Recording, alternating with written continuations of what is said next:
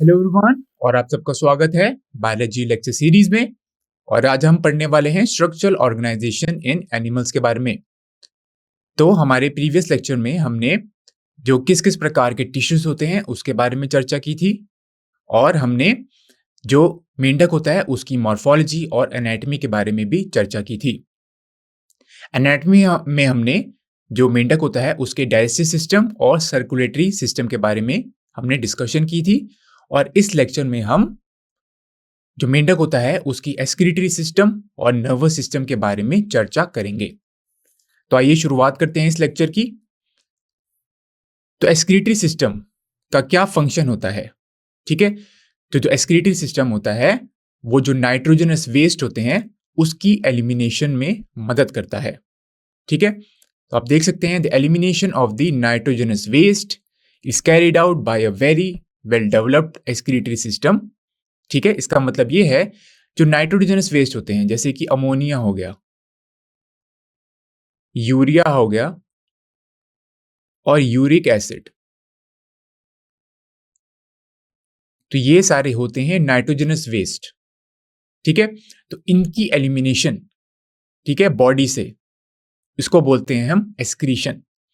अब जो मेंढक होता है वो यूरिया एक्सक्रीट करता है, ठीक है, इसलिए हम इसे यूरियोटेलिक एनिमल बोलते हैं। अब आप देख सकते हैं जो एक्सक्रीटरी वेस्ट होते हैं वो carried by the blood into the kidney where it is separated and excreted out. तो जो एक्सक्रीटरी सिस्टम है, ठीक है, उसका पार्ट क्या होता है? किडनी। तो जो किडनी होती है वो एक्सक्रीटरी सिस्टम का कंपोनेंट होती है। अब जो ब्लड में जो भी एक्सक्रीटरी वेस्ट होता है, ठीक है, जैसे कि ये नाइट्रोजनस वेस्ट हो गए, वो ब्लड के द्वारा किडनी तक पहुंचते हैं और फिर ये किडनी से मेंढक के शरीर से बाहर निकल जाते हैं। ठीक है, तो आप देख सकते हैं यहाँ पे it is separated and excreted out of the body, यानी कि मेंढक की शरीर से बाहर निकल जाते हैं। अब जो एक्सक्रीटरी सिस्टम होता है वो मेंढक का, उसके क्या क्या पार्ट्स होते हैं? पहले होता है किडनी, ठीक है, फिर होते हैं यूरेटस जो कि किडनी से निकलते हैं, फिर होता है यूरिनरी ब्लैडर, और अंत में होता है क्लोएका। ठीक है, तो आप इस इमेज में देख सकते हैं ये है एक्सक्रीटरी सिस्टम ऑफ फ्रॉग, यानी मेंढक का एक्सक्रीटरी सिस्टम। तो एक्सक्रीटरी सिस्टम में क्या है? आप देख सकते हैं एक पेयर है किडनी का, तो दो किडनी मौजूद हैं, ये एक किडनी है और ये भी एक किडनी है। तो आप लिख सकते हैं a pair of kidney is present. ठीक है, तो हम कह सकते हैं पेयर ऑफ किडनी। ठीक है, उसके बाद आप देख सकते हैं यूरेटर, जो कि एक पेयर होता है, एक ट्यूब लाइक होता है ये, और ये किडनी से निकलता है। तो एक यूरेटर एक किडनी से निकलता है, तो हमारे पास दो यूरेटर हो गए क्योंकि दो किडनी मौजूद होती हैं। तो इसको भी लिख सकते हैं हम पेयर ऑफ यूरेटर।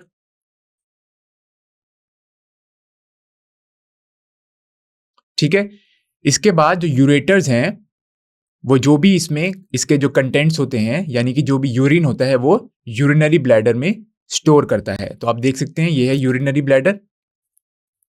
तो यूरेटर जो होते हैं वो उसके जो कंटेंट्स होते हैं, यानी कि यूरिन जो होता है उसको यूरिनरी ब्लैडर में स्टोर करते हैं। जो यूरिनरी ब्लैडर में यूरिन कुछ समय के लिए स्टोर हो सकता है। ठीक है, अब आप देख सकते हैं ये रहा क्लोएका। तो क्लोएका के द्वारा जो भी ये यूरिन होता है और जो भी वेस्ट मटेरियल होते हैं वो मेंढक के शरीर से बाहर निकल जाते हैं। और क्लोएका का एक एपर्चर होता है, ठीक है, एक, या तो क्लोएका की जो ओपनिंग होती है उसे हम बोलते हैं क्लोइकल एपर्चर। ठीक है, तो इस इमेज में आप देख सकते हैं एक्सक्रीटरी सिस्टम ऑफ फ्रॉग, यानी कि मेंढक का एक्सक्रीटरी सिस्टम। तो चौथा क्या होगा? क्लोएका। ठीक है,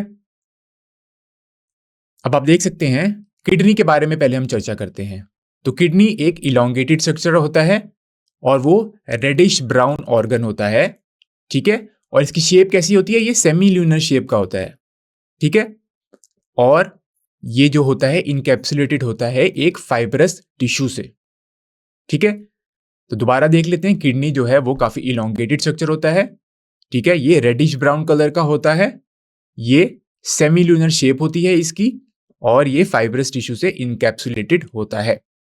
अभी इसकी लोकेशन कहाँ होती है, तो ये कहाँ पे लोकेशन होता है, ये जो डॉर्सल वॉल्स होती हैं, ठीक है, तो आप देख सकते हैं position near the dorsal wall, one on each side of the spinal column, ठीक है, यानी कि जो स्पाइनल कॉलम होता है उसकी हर एक साइड पर ये जो किडनी है ये मौजूद होती हैं, ठीक है।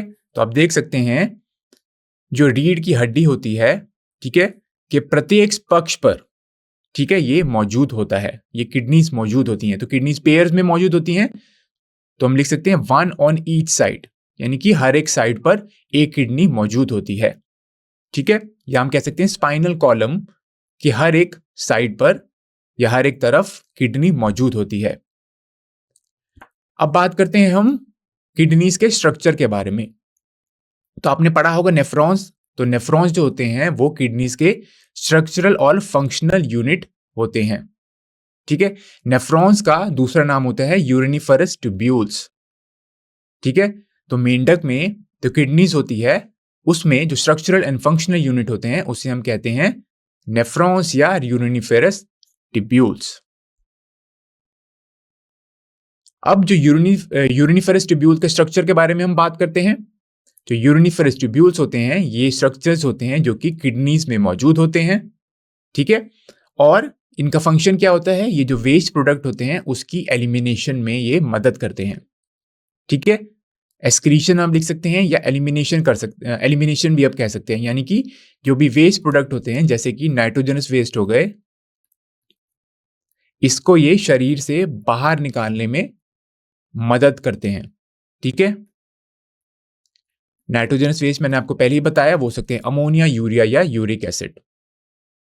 इसके अलावा ये जो यूरिनिफरस ट्यूब्यूल्स होते हैं ये वाटर और इलेक्ट्रोलाइट बैलेंस को भी रेगुलेट करते हैं, ठीक है। अब देखते हैं यूरिनिफरस ट्यूब्यूल के स्ट्रक्चर के बारे में, इसका स्ट्रक्चर कैसा होता है। तो जो यूरिनिफरस ट्यूब्यूल्स होते हैं they are composed of renal corpuscles and renal tubules, ठीक है। तो इसके दो कंपोनेंट होते हैं, रीनल कॉर्पस्कल्स और रीनल ट्यूब्यूल्स। अब जो रीनल कॉर्पस्कल्स होते हैं उसमें बोमन्स कैप्सूल होता है और ग्लोमेरुलस होता है, ठीक है। तो इस प्रकार का स्ट्रक्चर होता है। तो बोमन्स कैप्सूल जो होता है वो एक कप शेप स्ट्रक्चर होता है, ठीक है, और इसके अंदर कैपिलरी नेटवर्क होता है जिसे हम कहते हैं ग्लोमेरुलस, ठीक है। तो ये होता है बोमन्स कैप्सूल।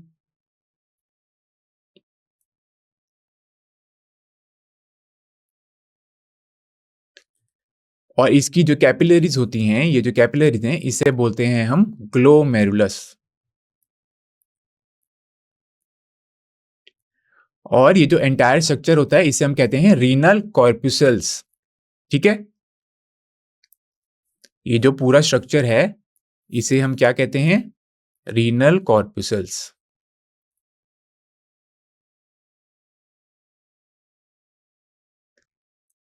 ठीक है। तो ये जो बोमन्स कैप्सूल होता है उसमें फिल्ट्रेशन होती है ब्लड की, ठीक है। तो ये होता है फर्स्ट स्टेप यूरिन फॉर्मेशन में, ठीक है।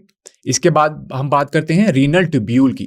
तो रीनल ट्यूब्यूल के कंपोनेंट्स क्या क्या होते हैं, प्रॉक्सिमल कॉन्वोल्यूटेड ट्यूब्यूल, फिर लूप ऑफ हेनले और फिर डिस्टल कॉन्वोल्यूटेड ट्यूब्यूल, ठीक है। तो आप इस इमेज में देख सकते हैं यूनिफरस ट्यूब्यूल यानी कि नेफ्रॉन का स्ट्रक्चर। तो ये है, आप देख सकते हैं यहाँ पे ग्लोमेरुलस मौजूद है और ये है बोमन्स कैप्सूल, ठीक है। इन दोनों को हम क्या बोलते हैं, रीनल कॉर्पस्कल्स। बोमन्स कैप्सूल और ग्लोमेरुलस को हम बोलते हैं रीनल कॉर्पस्कल्स। अब यहाँ पे देख सकते हैं जो ग्लोमेरुलस है वो नेटवर्क ऑफ कैपिलरीज होता है, ठीक है। और यहाँ पे इफरेंट आर्टीरियोल एंटर करती है बोमन्स कैप्सूल में, और एफरेंट आर्टीरियोल जो होती है वो लीव करती है ग्लोमेरुलस को। तो इफरेंट आर्टीरियोल जो है वो आपका जो गंदा खून है उसको लेके आएगी जो, ठीक है, और जो एफरेंट आर्टीरियोल है उसमें जो आपका प्यूरिफाइड ब्लड होगा, ठीक है, और जो भी नाइट्रोजनस वेस्ट है और या जो भी वेस्ट मटेरियल है वो यहां पर चले जाएगा फिर प्रॉक्सिमल कॉन्वोल्यूटेड ट्यूब्यूल में। ठीक है, तो आप देख ऐसे मैंने एरो बना दिए हैं, तो यहां से ये जो गंदा खून होता है वो बोमस कैप्सूल में एंटर करता है।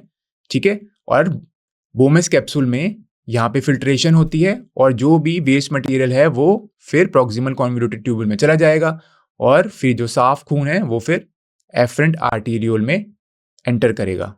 ठीक है, अब आप देख सकते हैं जो रीनल ट्यूब्यूल है उसके पार्ट होते हैं proximal convoluted tubule, loop of Henle और फिर डिस्टल कॉन्वोल्यूटेड ट्यूब्यूल। ठीक है, तो ये सारे पार्ट, ये सारा है रीनल कॉन्वोल्यूटेड ट्यूब्यूल। ठीक है, तो रीनल ट्यूब्यूल के क्या पार्ट थे? Proximal convoluted tubule, loop of Henle और फिर, तो ऐसे होता है स्ट्रक्चर। अगर हम बनाएं तो नेफ्रॉन का, ये था बोमन्स कैप्सूल, इसमें एक कैपिलरी नेटवर्क होता है।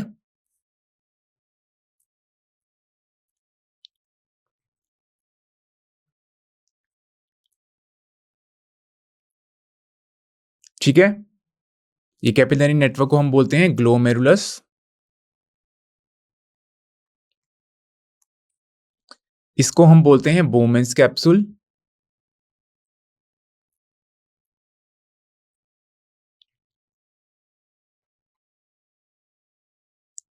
फिर यहां से रीनल ट्यूब्यूल स्टार्ट होता है। ठीक है, तो ये है रीनल ट्यूब्यूल। ठीक है, जो कि काफी कॉन्वोल्यूटेड होता है। ठीक है, फिर आता है लूप ऑफ हेनले, फिर आता है डिस्टल कॉन्वोल्यूटेड ट्यूब्यूल। तो ये है डिस्टल कॉन्वोल्यूटेड ट्यूब्यूल ऐसे। ठीक है, फिर होता है कलेक्टिंग ट्यूब। ठीक है, तो आप देख सकते हैं यहां पे कलेक्टिंग ट्यूब्यूल मौजूद है। ये होता है प्रॉक्सिमल कॉन्वोल्यूटेड ट्यूब्यूल। ठीक है, ये काफी कॉन्वोल्यूटेड होता है। ठीक है, इसमें काफी सारी, आप बोल सकते हैं फोल्डेड होता है ये। ठीक है, ये होता है हमारा लूप ऑफ हेनले, या आप हेनलेस लूप भी इसे कह सकते हैं। फिर ये हो गया डिस्टल कॉन्वोल्यूटेड ट्यूब्यूल।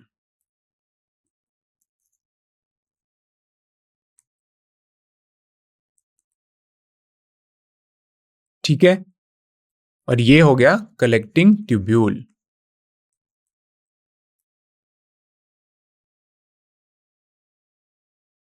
ठीक है, तो ये बहुत ही एक मैंने रफ स्केच बनाया है यूरिनफेस ट्यूब्यूल या नेफ्रॉन्स का।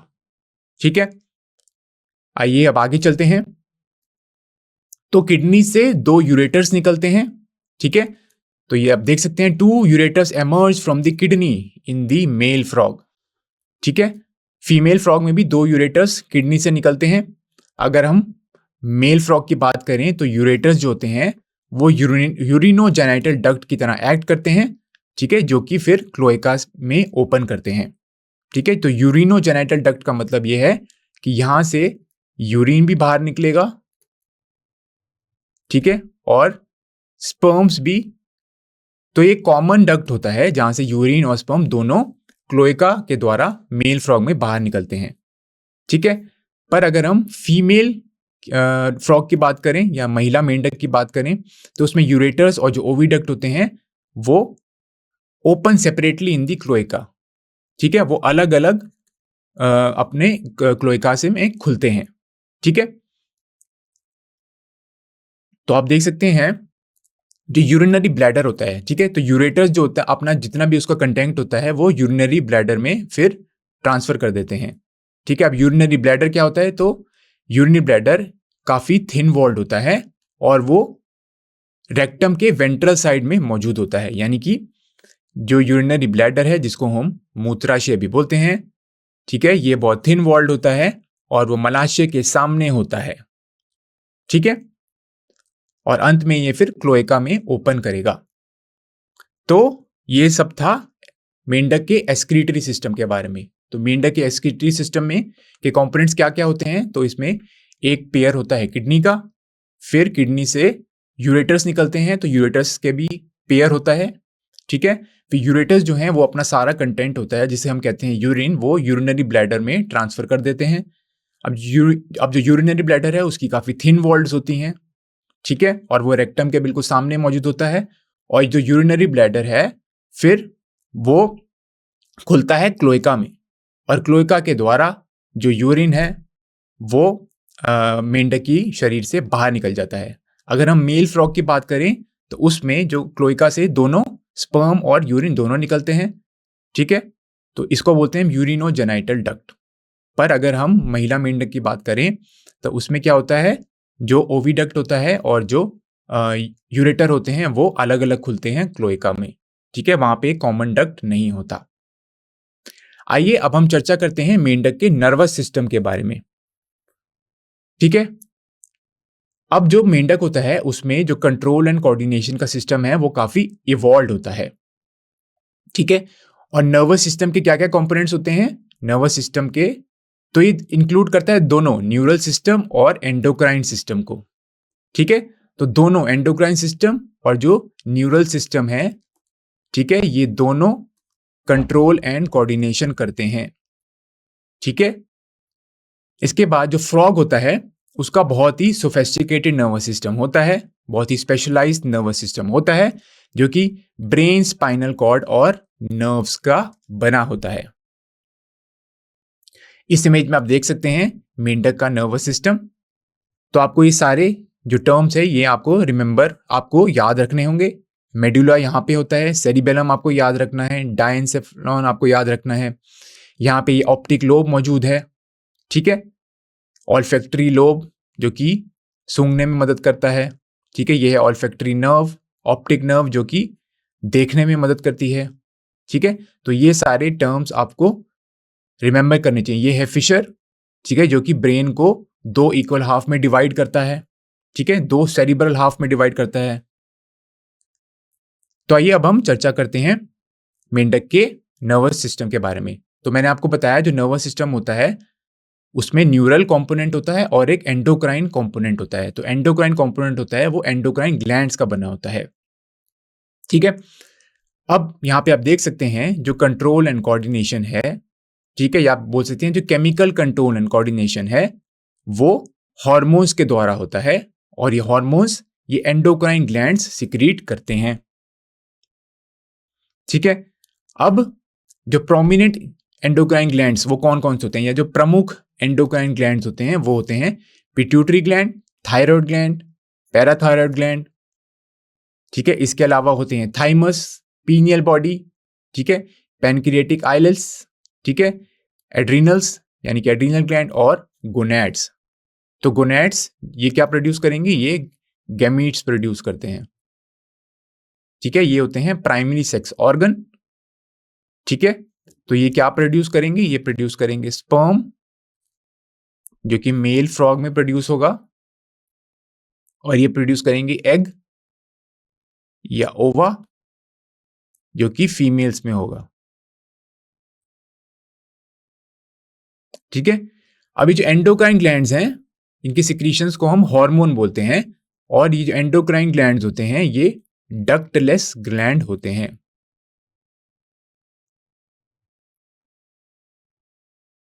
ठीक है। डक्टलेस ग्लैंड का मतलब ये जो इनकी जो भी सिक्रीशंस होती है जो कि हार्मोन्स होते हैं वो ये सीधा ब्लड में जाते हैं। ये यहाँ पे कोई भी डक्ट्स मौजूद नहीं होते। तो इन ग्लैंड्स की जो सिक्रीशन होती है जिसे हम हार्मोन्स कहते हैं वो सीधा ब्लड में जाती है। आइए अब हम एंडोक्राइन ग्लैंड्स के फंक्शन के बारे में चर्चा करते हैं। तो पिट्यूटरी ग्लैंड, तो आप देख सकते हैं ये जो बाकी के एंडोक्राइन्स होते हैं उनको उनकी रेगुलेशन भी करता है, ये ग्रोथ को अफेक्ट करता है, मेटाबॉलिज्म, और जो अलग अलग प्रकार के फिजियोलॉजिकल फंक्शंस होते हैं उसको भी पिट्यूटरी ग्लैंड प्रभावित करता है। अब बात करते हैं थायराइड ग्लैंड के बारे में। तो थायराइड ग्लैंड जो होता है वो मेटाबॉलिज्म को कंट्रोल करता है, ठीक है, और ये एनर्जी प्रोडक्शन में भी इन्वॉल्व होता है, यानी कि ऊर्जा जनरेट करने में मदद करता है। और इसके अलावा जो थायराइड ग्लैंड है ये जो एम्फीबियंस होते हैं, एम्फीबियंस वो होते हैं जो कि जमीन पे और पानी में दोनों रह सकते हैं, उसमें मेटामॉर्फोसिस में भी मदद करता है। तो अगर हम फ्रॉग की बात करें तो फ्रॉग पहले फ्रॉग में मेटामॉर्फोसिस होती है, ठीक है। तो थायराइड ग्लैंड इस मेटामॉर्फोसिस में मदद करता है। अब बात करते हैं पैराथायराइड ग्लैंड की। तो पैराथायराइड ग्लैंड जो कैल्शियम और फॉस्फोरस लेवल्स को जो ब्लड में होते हैं उसको मेंटेन करता है, जिसकी वजह से जो बोन हेल्थ वो मेंटेन रहती है, ठीक है। फिर होता है थाइमस। तो थाइमस जो है वो जो इम्यून सिस्टम होता है मेंढक में, उसकी डेवलपमेंट और मैच्योरेशन में मदद करता है। फिर आते हैं पीनियल बॉडी पे। तो ये जो सर्केडियन रिदम्स है उसको इन्फ्लुएंस करता है, जो सीजनल बिहेवियर होते हैं इन एनिमल्स के उसको रेगुलेट करता है, मेटामॉर्फोसिस को भी रेगुलेट करता है, ठीक है। फिर होते हैं पेनक्रियास, ठीक है। तो पेनक्रियास में एक सेल्स होते हैं जिसको हम बोलते हैं पेनक्रिएटिक आइल्स, ठीक है, आइलेट्स। तो ये क्या करते हैं, ये जो ब्लड का जो ग्लूकोज लेवल होता है उसको रेगुलेट करते हैं, ठीक है। और जो एड्रिनल ग्लैंड्स होते हैं वो हार्मोन्स प्रोड्यूस करते हैं जो कि स्ट्रेस रिस्पॉन्स में मदद करते हैं, मेटाबॉलिज्म में भी मदद करते हैं और ऑस्मो रेगुलेशंस में भी सहायक होते हैं।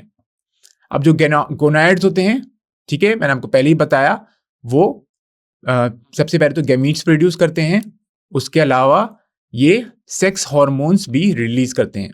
जैसे कि आप अगर हम ह्यूमंस की बात करें तो उसमें टेस्टोस्टेरोन, एस्ट्रोजन, प्रोजेस्टेरोन होते हैं, और ये जो सेक्स हार्मोन्स होते हैं वो सेकेंडरी सेक्सुअल कैरेक्टर्स की डेवलपमेंट में भी मदद करते हैं, ठीक है। अब बात करते हैं हम न्यूरल सिस्टम की, ठीक है। अभी तक हम बात करते हैं एंडोक्राइन सिस्टम की, अब हम बात करते हैं जो दूसरा कंपोनेंट होता है न्यूरल सिस्टम, ठीक है। तो जो नर्वस सिस्टम होता है उसके क्या क्या कंपोनेंट्स होते हैं, या आप लिख सकते हैं nervous system is organised into, पहला होता है सेंट्रल नर्वस सिस्टम, दूसरा होता है पेरिफेरल नर्वस सिस्टम, और तीसरे प्रकार का नर्वस सिस्टम होता है ऑटोनॉमिक नर्वस सिस्टम। तो सेंट्रल नर्वस सिस्टम के क्या क्या पार्ट होते हैं, ब्रेन और spinal cord. Peripheral nervous system के पार्ट होते हैं क्रेनियल और स्पाइनल नर्व्स, ठीक है। तो दो प्रकार की नर्व्स होती हैं, क्रेनियल नर्व्स और स्पाइनल नर्व्स। और जो ऑटोनॉमिक नर्वस सिस्टम होता है वो दो प्रकार का होता है, सिंपैथेटिक और पैरासिम्पैथेटिक, ठीक है। अब जो क्रेनियल नर्व्स होती हैं उसके 10 पेयर्स होते हैं, ठीक है। और जो क्रेनियल नर्व्स होती हैं वो जो ब्रेन है उससे ये निकलती हैं, ठीक है। अब बात करते हैं हम ब्रेन की। तो ब्रेन एक बोनी स्ट्रक्चर होता है जिसको हम बोलते हैं ब्रेन बॉक्स, ठीक है, या क्रेनियम, उसमें ये एनक्लोज होता है, ठीक है। तो ब्रेन कहाँ मौजूद होता है, ब्रेन एक बोनी स्ट्रक्चर में मौजूद होता है जिसे हम बोलते हैं क्रेनियम। अब ब्रेन जो होता है वो 3 पार्ट्स में विभाजित होता है, फोर ब्रेन, मिड ब्रेन और हाइंड ब्रेन, ठीक है। अब हम फोर ब्रेन, मिड ब्रेन और हाइंड ब्रेन के बारे में चर्चा करते हैं। तो जो फोर ब्रेन होता है उसमें ऑल्फैक्टरी लोब्स होते हैं, और इसके अलावा उसमें पेयर्ड सेरिब्रल हेमिस्फीयर होते हैं जिसको हम बोलते हैं सेरिब्रम। तो फोर ब्रेन में के कौन कौन से पार्ट्स होते हैं, ऑल्फैक्टरी लोब्स। तो ऑल्फैक्टरी लोब जो है वो आपको स्मेल करने में मदद करते हैं, और इसके अलावा इसमें एक पेयर मौजूद होता है सेरिब्रल हेमिस्फीयर का जिसे हम बोलते हैं सेरिब्रम। फिर बात करते हैं मिड ब्रेन की। तो मिड ब्रेन में क्या होता है, एक ऑप्टिक लोब्स का पेयर होता है। अब ऑप्टिक लोब जो है वो आपको जो देखने में मदद करते हैं, ठीक है। हाइंड ब्रेन की बात करें तो हाइंड ब्रेन के क्या क्या कंपोनेंट्स होते हैं या कौन कौन से पार्ट्स होते हैं, सेरिबेलम और मेडुला ऑब्लोंगेटा, ठीक है। अब मेडुला ऑब्लोंगेटा जो होता है वो जो फोरामेन मैग्नम होता है उससे ये पास करता है और फिर ये कंटिन्यू करता है स्पाइनल कॉर्ड में, ठीक है। और स्पाइनल कॉर्ड जो होती है वो वर्टिब्रल कॉलम से एनक्लोज होती है, ठीक है। तो फोरामेन मैग्नम क्या होता है, ये एक स्कल में होल होता है, ठीक है। तो हम लिख सकते हैं it is a hole in the skull, ठीक है। ये स्कल में एक होल होता है जिसको हम बोलते हैं फोरामेन मैग्नम, ठीक है। और मेडुला ऑब्लोंगेटा इस होल के थ्रू पास करता है और फिर ये कंटिन्यू करता है स्पाइनल कॉर्ड में, ठीक है। और स्पाइनल कॉर्ड आपको पता है वो वर्टिब्रल कॉलम से एनक्लोज्ड होती है, ठीक है। कंटिन्यू करता है मतलब कि स्पाइनल कॉर्ड में जारी होता है, ठीक है। अब जो सेरिबेलम है, ठीक है, वो एक ब्रेन का कंपोनेंट है और उसका क्या फंक्शन होता है, ये जो it is responsible for coordinating and regulating various functions and processes in both the brain and the body. ठीक है, यानी कि ये मस्तिष्क और शरीर दोनों के जो अलग अलग प्रकार के कार्य हैं या प्रक्रियाएं हैं उसको ये रेगुलेट करता है और कोऑर्डिनेट करता है। ठीक है, अब बात करते हैं मेडुला ऑब्लोंगेटा की। अब जो मेडुला ऑब्लोंगेटा होता है वो एक लिंक होता है किसके बीच में, ब्रेन स्टेम के बीच में और स्पाइनल कॉर्ड के बीच में। अब ब्रेन स्टेम क्या होता है, ये एक स्टॉक होती है किसकी, ब्रेन की। ब्रेन स्टेम जो होती है ये बोल सकते हैं ये ब्रेन की स्टॉक होती है। ठीक है, और ये लिंक करता है ब्रेन, मेडुला ऑब्लोंगेटा लिंक करता है ब्रेन स्टेम को और स्पाइनल कॉर्ड को। ठीक है, अब आप देख सकते हैं it function as a crucial conduct for nerve signals travelling to and from the body. तो जो नर्व सिग्नल्स होते हैं उसको उसकी ट्रैवलिंग में या उसके ट्रांसफर में ये मदद करता है। ठीक है, तो ये बॉडी से जो भी नर्व सिग्नल्स होते हैं उसको ब्रेन की तरफ ले जाएगा और फिर ब्रेन से ये फिर जो बॉडी पार्ट्स हैं उसकी तरफ ये नर्व सिग्नल्स को ट्रांसफर करता है। ठीक है, अब मेडुला ऑब्लोंगेटा दूसरा फंक्शन क्या होता है, तो ये बहुत सारे वाइटल प्रोसेसेस करता है, जैसे कि हार्ट बीट को ये मेंटेन करता है, ब्रीदिंग को भी और ब्लड प्रेशर को भी। ठीक है, अभी जो हार्ट बीट है ये भी इनवॉलंटरी प्रोसेस है, ब्रीदिंग भी इनवॉलंटरी प्रोसेस है। ठीक है, तो ये सारे बहुत ही वाइटल प्रोसेसेस हैं जिसको मेडुला ऑब्लोंगेटा कंट्रोल करता है। ठीक है, अब हम बात करते हैं मेंढक में किस किस प्रकार के सेंस ऑर्गन होते हैं। ठीक है, तो सबसे पहले हम बात करते हैं ऑर्गन ऑफ टच, यानी कि स्पर्श के लिए जो अंग होते हैं उसे हम बोलते हैं ऑर्गन ऑफ टच और इसे हम बोलते हैं सेंसिरे पेपिले। अब टेस्ट के लिए कुछ ऑर्गन्स होते हैं जिसे हम बोलते हैं टेस्ट बड, फिर स्मेल के लिए कुछ ऑर्गन्स होते हैं। ठीक है, तो नेजल एपिथीलियम मौजूद होती है। ठीक है, जो नेयर्स होते हैं मेंढक में उसमें नेजल एपिथीलियम होती है जो कि गंध को सूंघने में मदद करती है। इसके अलावा जो मेंढक होता है उसमें जो आंखें मौजूद होती हैं जो कि काफी बल्जिंग होती हैं, तो वो देखने में मदद करती हैं। और जो ईयर्स प्रेजेंट होते हैं, ठीक है, जो मेंढक में ईयर्स होते हैं उसको हम बोलते हैं टिम्फैनम। ठीक है, जो कि श्रवण की क्षमता देते हैं मेंढक को। ठीक है, तो ईयर्स जो होते हैं फ्रॉग में उसे हम बोलते हैं टिम्फैनम। अब ये एक नोट मैंने दिया, जो आईज होती हैं और जो इंटरनल ईयर्स होते हैं they are well organised and the rest are cellular aggregates around the nerve endings. तो सिर्फ जो आईज होती हैं और जो ईयर्स होते हैं, ठीक है, मेंढक में वो काफी वेल ऑर्गेनाइज स्ट्रक्चर होते हैं। ठीक है, उनकी संरचना बहुत ही अच्छी होती है, पर जो बाकी के ऑर्गन्स हैं, ठीक है, जो आप देख सकते हैं टच के ऑर्गन हैं, टेस्ट के हैं, स्मेल के हैं, वो उनकी संरचना अच्छी नहीं होती, they are not well organised. अब जो मेंढक की जो आंखें होती हैं, ठीक है, वो भी पेयर में होती हैं, तो हम लिख सकते हैं पेयर ऑफ स्फेरिकल स्ट्रक्चर, जो कि जो मेंढक का जो स्कल होता है, ठीक है, या जो मेंढक का जो ऑर्बिट होता है, ऑर्बिट कहाँ मौजूद होता है, ऑर्बिट मौजूद होता है स्कल में। ठीक है, तो मेंढक में एक पेयर ऑफ स्फेरिकल आईज होती हैं जो कि ऑर्बिट में मौजूद होती हैं, जो कि मेंढक के स्कल में मौजूद होता है। ये किस प्रकार की आईज होती हैं, ये काफी सिंपल आईज होती हैं, यानी कि इसमें सिर्फ एक ही यूनिट मौजूद होता है। आपको सिर्फ ये याद रखना है कि आईज जो होती हैं वो काफी सिंपल होती हैं मेंढक में। अब बात करते हैं इंटरनल ईयर्स के बारे में, जिसको हम बोलते हैं टिम्फैनम। ठीक है, तो एक्सटर्नल ईयर जो होते हैं वो मौजूद नहीं होते हैं फ्रॉग्स में। ठीक है, वो अनुपस्थित होते हैं, पर इंटरनल ईयर्स मौजूद होते हैं जिसे हम बोलते हैं टिम्फैनम। ठीक है, अब जो ईयर होते हैं वो जो हियरिंग में मदद करते हैं और वो बैलेंसिंग यानी कि इक्विलिब्रियम मेंटेन करने में भी मदद करते हैं। ठीक है, तो इस लेक्चर में हमने क्या पढ़ा, इस लेक्चर में हमने जो मेंढक है उसके एक्सक्रीटरी सिस्टम के बारे में चर्चा की और इसके अलावा हमने मेंढक के नर्वस सिस्टम के बारे में भी चर्चा की। तो एक्सक्रीटरी सिस्टम जो होता है उसमें किडनी का पेयर होता है, एक यूरेटर का पेयर होता है जो कि किडनी से निकल रहे होते हैं, और फिर यूरेटर जो है वो फिर यूरिनरी ब्लैडर से जुड़ा होता है और जो यूरिनरी ब्लैडर है उसमें यूरिन थोड़ी देर के लिए स्टोर होगा और फिर वो क्लोएका के द्वारा शरीर से बाहर निकल जाता है। इसके बाद करी हमने बात नर्वस सिस्टम के बारे में। तो जो नर्वस सिस्टम होता है या जो कंट्रोल एंड कोऑर्डिनेशन होता है मेंढक में, वो 2 लेवल पे होता है। पहला होता है न्यूरल और दूसरा होता है एंडोक्राइन। तो हमने अलग-अलग एंडोक्राइन ग्लैंड्स के बारे में भी चर्चा की और उनके फंक्शंस के बारे में भी हमने चर्चा की और इसके अलावा हमने नर्वस सिस्टम के बारे में भी हमने बताया कि किस-किस प्रकार का नर्वस सिस्टम होता है, ठीक है? तो 3 प्रकार के नर्वस सिस्टम मौजूद थे, central nervous system, peripheral nervous system और ऑटोनॉमस नर्वस सिस्टम, ठीक है? तो ये था अंत इस लेक्चर का।